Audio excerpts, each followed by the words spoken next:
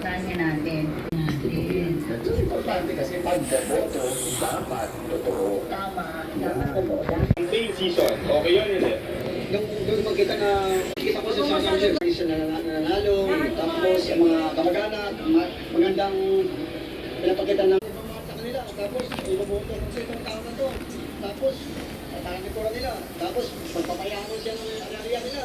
Hindi ko ang bayan. Yung mga kandidato, yung issue na ganyan, pero hindi nagpapayos. Wala daw pangalan. Kasi dapat sila, ipapakita. I mean, walang naman.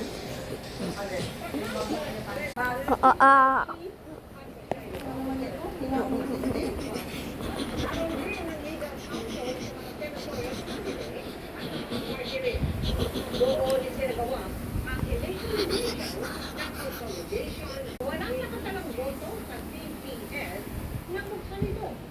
Bukas sa alas 10